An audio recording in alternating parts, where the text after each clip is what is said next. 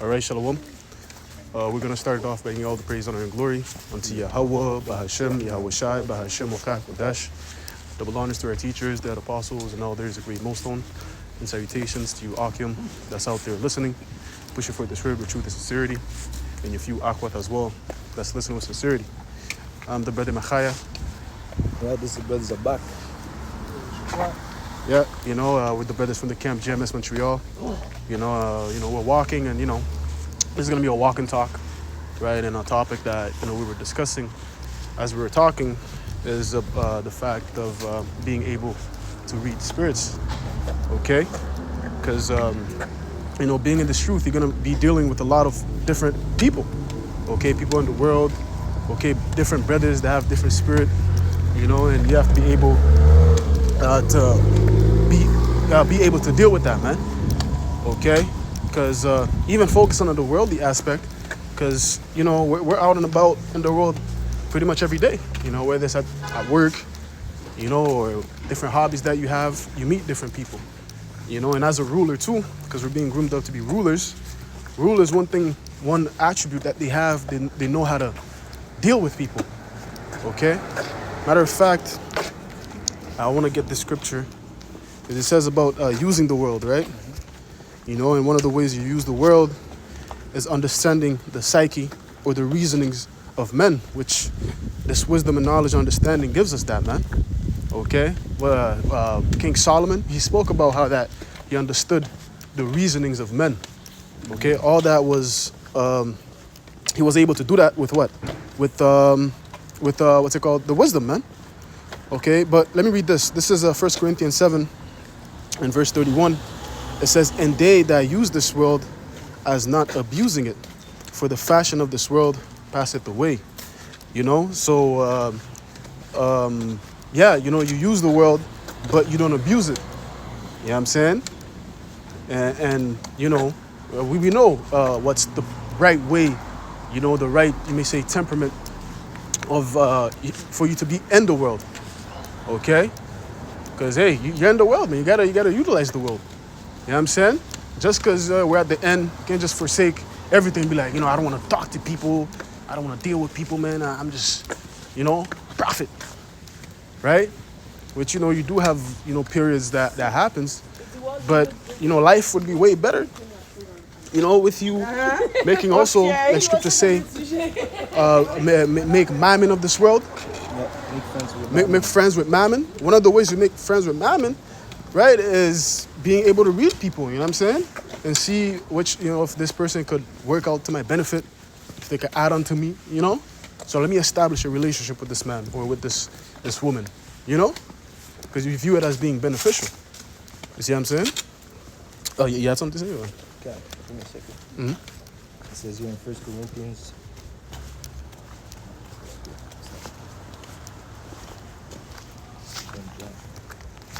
Okay, in the meantime, I'm going to get this, what I paraphrased earlier. Because, like I stated, King Solomon, he said that, he had the understanding for the reasonings of men. So I'm going to get this real quick. This is Wisdom of Solomon 7. And,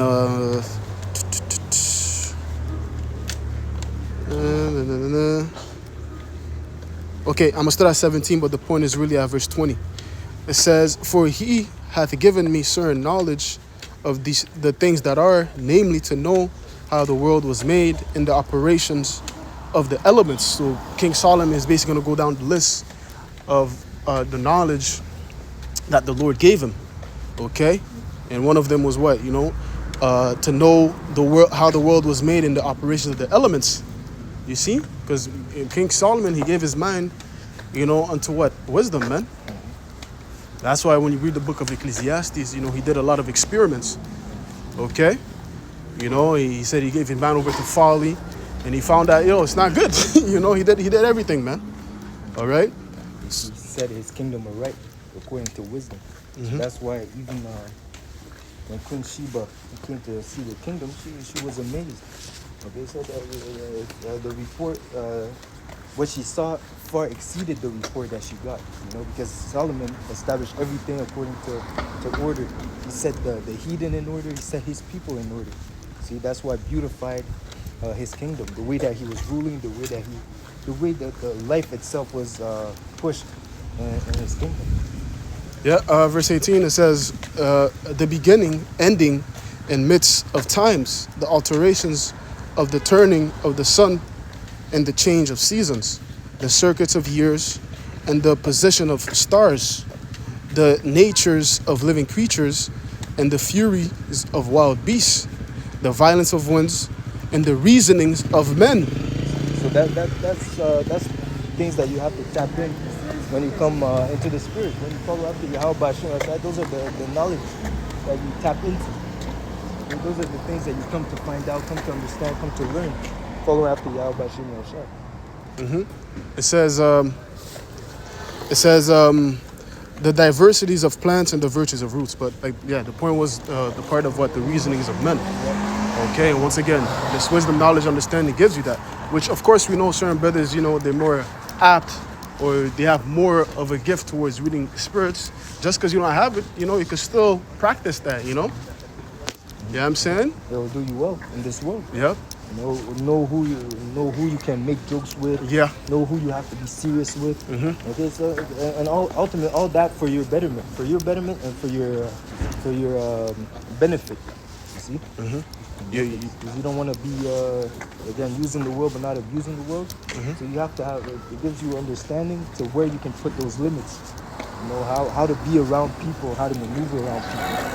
Yep. You said you had a scripture? Yeah. Get that in the close, yo. Yeah, Hebrews 4:12, it says here, for the word of the Most High is quick and powerful and sharper than any two-edged sword, piercing even to the dividing asunder of souls and the joints of the marrow, and is a discerner of the thoughts and intent of the heart. So that is the spirit. So through the word, you're able, again, if you preach the word to the people, and then you see that they're not with it, as it says, try the spirit by the spirit to see if they're of the Most High. If you go out there in the highways and byways, or even in the world, in the workplace, or around people, and then you say something spiritual, and then you see that it doesn't clock with them, or they rebel against it, they don't match with it, you can tell that they're not of Yahweh Hashem. Yeah. You see, because again, the word separates who's with the Lord and who's not with the Lord. Okay. Yeah, it's heavy. Like you read it, it said, the dividing of thoughts, goes into what? The reasonings. Again, being able to read spirits. Because, this word also reveals, the true nature of certain individuals, man. That's where it speaks about in John 3, how that the light. Matter of fact, let me get it real quick, man. And just to add on too, because again, the heart is synonymous with the mind, and where does the spirit hide? In the head, in the mind. Yep. So we can tell what kind of spirit you are, what's in your mind, by the way that you react to what is said. The water. So this is John 3 and verse 19. It says, and this is the condemnation. The light is coming to the world, and men love darkness rather than light, because their deeds were evil. For everyone that doeth evil hateth the light, neither cometh to the light, lest his deeds should be reproved. They hate the light, man. I mean, they hate this knowledge and understanding. They hate Yahweh Hashem. Okay, so knowing that, you're not going to go around people that are demons. And, for your sake, you're not going to be completely on prophet mode, You're just going to do what you have to do and get out of there, Yeah, it's heavy you said that. It makes me think of the scripture. It says, marvel not for sin, I transform yourself to an angel of light. But on the vice versa, you got to kind of like, when you're in the world, you got to be Clark Kent mode, man. That's it. I'm not saying, you become sane, but I'm saying like in the sense like, I'm Joe and I don't know. I don't know. Just to make it through the day, man. Yeah, but at the same time, as you're out and about, you're Joe, you don't know, you're still analyzing people, watching, seeing what's going on, And you're not crossing that line. Exactly. You would commit iniquity. You would go off just to please the people around. You see? Yeah, and another point I wanted to make about, like I said, neither men come into light, lest their deeds should be reproved, because we have the light. You know what I'm saying? Because the light is what? This wisdom, this knowledge, understanding, right? It even speaks about how that wisdom maketh a man's face to shine. So once they see that light, they could tell that, something's different, man. And then when they see you, it's kind of like they're seeing a reflection of themselves, especially by the words that you speak. Okay, because when we speak, we give advice, we analyze, You know, some people might view it as being judgmental. They're saying that because they don't want to address, you know, the darkness that's within them. You see, that's part of the reading spirits too, man. You know what I'm saying? They don't want to address that.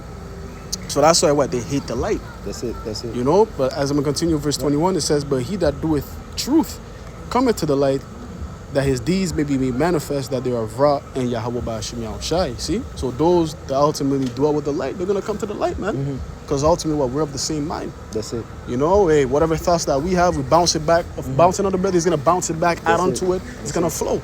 But with a person of the world, they're gonna reject it. Yeah. You know, because once again, they don't want to address the darkness that's within them. Yeah. We're gonna go deep into darkness. Yeah. That's it. Yep. Yes,